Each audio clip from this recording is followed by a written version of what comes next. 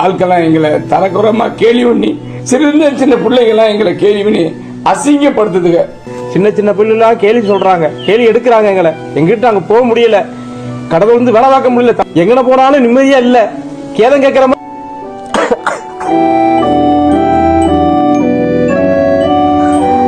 தன் நிழலுக்கு கூட நியாயமாக இல்லாமல் நடந்து கொண்டவர் ரஜினிகாந்த். தான் அரசியலுக்கு வருகிறேன் வருகிறேன் வருகிறேன் என்று சொல்லி ஒரு தலைமுறையை அரசியலுக்கு வராமலேயே அரசியலிலிருந்து ஓய்வு பெற்று ஏமாற்றியவர். இன்னும் சொல்ல போனால் நம்ப வைத்து முதுகில் குத்தியவர் ரஜினிகாந்த். இது ஒன்றும் அவச்சொல்லாக யாரும் கருத வேண்டாம், இதுதான் உண்மை. இப்படி ஒரு நடிகர், இப்படி ஒரு ஆளுமை, இப்படி ஒரு மனிதர் இந்திய வரலாறுல இருந்ததே கிடையாது. இவ்வளவு ஒரு தலைமுறையை ஏமாற்றியவர் ரஜினிகாந்த். குறைந்தபட்ச நியாய தர்மம் கூட இல்லாமல் அவர் நடந்து கொண்டார் என்பதுதான் கடந்த கால வரலாறு. எனவே அவர் அனௌன்ஸ் பண்ணிட்டு போயிட்டார், 4 வருஷம் ஆக போகுது, அரசியலுக்கு இனிமேல் வரமாட்டேன்ட்டு. சிஸ்டமை பற்றின அவருடைய புரிதல் எல்லாம் எவ்வளவு அற்பத்தனமானதுன்னு நமக்கு தெரியும்.